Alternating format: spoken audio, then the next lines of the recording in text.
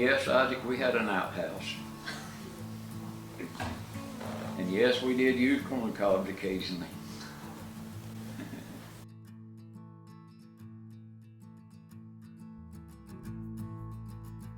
So how often, back then, when people had outhouses, how often would they have to move it to a different location? Depending on how deep they dug the hole. Now, a lot of people took lime and put in there, which kept the smell down. If they did it right, Grandpa's, you seldom ever smelled Grandpa's outhouse at all. And then they used peapot of a night, or they called it a bed chamber. We called it the mountain peapot. Some people called it other things, but we called it a peapot.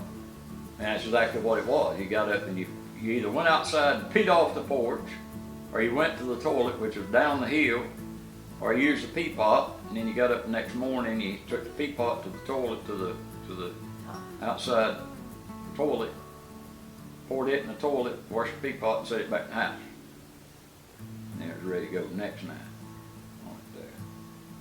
My grandmother broke her hip, and my granddad made her a chair she could sit in, but she couldn't walk there for a long time. Made her a chair, and that peapot sat underneath that chair so that she'd be able to use the bathroom comfortably in the house, because you couldn't get out. I mean, Grandpa's house front porch was like 6 steps, 6 or 7 steps to get up to the front porch. So that's probably where they got the ideas from the Appalachian folks. I would say it is. I would say it is. That's probably where they got their invention from. Yeah. And the mountain folks. I mean, you take a chair, you fix the chair, cut it out an old flat chair where they can use it where it still be sturdy enough to hold them up. I think the Appalachian people are very inventive. Because they had to be. Because they couldn't just run to town. Appalachian people learned to survive. I can remember my granddad telling me about how it was during the Great Depression. Very saving. My grandparents were very saving. They didn't squander money. They used everything they had as long as they could use it, or until it was used up. And you couldn't use it any longer. But as far as like people lives today, going out to restaurants, every meal to eat, jump in a vehicle, run to the store to get a 50-cent boat, and it costs you $2 to get, or now it costs you $5 to get to the store and back just for fuel. Back then, they were very saving with everything. They didn't throw stuff away. Mostly the only things they would go to town for was sugar, coffee, and then peanut butter. That's mostly it. Would they go, did y'all have a meal in y'all's area? Oh, what? A meal. Yeah, somewhere. I don't remember where the meal was, but I remember Grandpa growing corn and taking it down there and having it meal. But there was a meal somewhere pretty close. I remember helping Grandpa in the tobacco field. Tobacco was everywhere on the farm growing up. It was hanging in the barn. After he quit raising chickens, he'd hang it in the chicken house to dry. We graded it in the chicken house, then he would take it to Asheville out there, and that's where they sold their tobacco at. But the government come in and bought up a bunch of allotments, which pretty much killed the tobacco industry on it there. And they allotted you how much you could grow. I think you had to buy that allotment and as to how many acres you could grow on it there. Now, the spring house. Tell about how they made their spring houses and what they kept in it. Well, the spring house, the branch, they'd build on the side of the spring, on each side of the spring, and they'd put trays in there. And that spring house is sealed up. And that water would be running through there. Now over here, they may put their milk and they may divert some water over there to run over those jugs of milk, continuously cooling it. But it's always cool in the spring house. Always. I mean, you walk in that spring house, it's probably 50-some degrees, maybe 60-some degrees. And a lot of them were half submerged in the ground. Some of them were just sitting right there and the spring ran through them. And might not be that much of the spring house in the ground there. So people had different ways of doing it. How tall was your grandparents' spring house? You said you walked in it. Probably, well, I can remember Grandpa bending over there, so it's probably, I'd say 6.5, 7 foot max. Of course, now inside didn't have a ceiling; it had just the old rafters. Most of the time built out of pole, and then cedar shakes on them a lot of times there. But I can remember going in the door, and I can remember Grandpa bending over going in the door. And he was pretty tall, wasn't he? Grandpa was about 6 foot, yeah.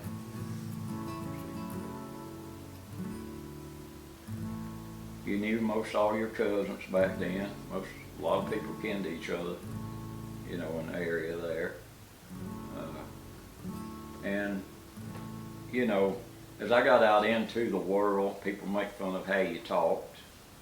We had the mountain slang that we use, which is, I'm proud of it. It may not be proper to the world, but ain't gonna do this, ain't gonna do that, you know. And one that always got me was when I was very little. I remember saying, I ain't gonna do this, and I ain't gonna do that. Instead of ain't, it'd say, ain't gonna do this, and ain't gonna do that. So, yeah, we had our own little, I guess you call it mountain lingo that we use. And of course mine changed the more I was up north and working in Virginia and Baltimore, Maryland, and back down the coast there. Mine sort of changed somewhat, but there's still a lot there. What are some words that you can think of other than paint and paint? Side-gargling is one. Yeah, that's when something's out of kilter. Side-gargling, and I see, what's some of the other ones there, honey, that I was telling you about not long ago? A sack. Instead of a sack, it was a poke. Yeah, instead of a sack or a bag, it was a poke. Give me a poke. And then zinc for sink. Zinc. Yeah. Zinc. Yeah, the grandboys laughed at me about that. Yeah. And then, what does she say? What, Jacob? Wrench it off? Instead of rinsing, I say wrench off in the zinc. Well, fire. Yeah, Don't go build a fire. We didn't call tires, we called them tars. I remember the first time I was out in the eastern part of North Carolina working, and I told an old boy, I said, I gotta go get me a new set of tars for my car. He said, a new set of what? I said, tars.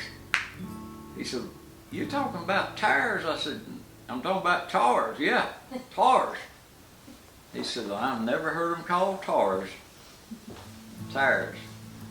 And then not the trunk of a car was not a trunk, but it was a boot. Put this in the boot of the car. But back when I was young, a small boy, I remember neighbors getting together, helping burn each other's fields off. I can also remember one time a gentleman got sick, and 4 or 5 of the people in the community, the men, got together and helped out with the crops, getting them in with food and all there.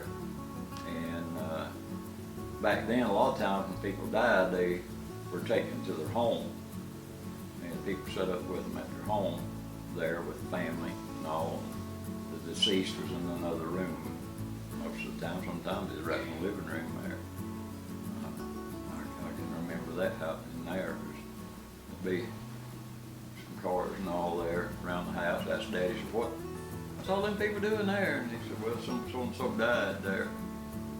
Tell about what you used to hear people all around in the mountains. Oh yeah. When I was a kid, you heard the men up on the side of the ridges praying of an evening. Not just one evening a week, not just 2 evenings a week. You hear them every day. And you'd hear them praying for their neighbors. You'd hear them praying for their families. You'd hear them praying for their jobs. You'd hear them praying for the church. You'd hear them praying for the nation. and they were praying.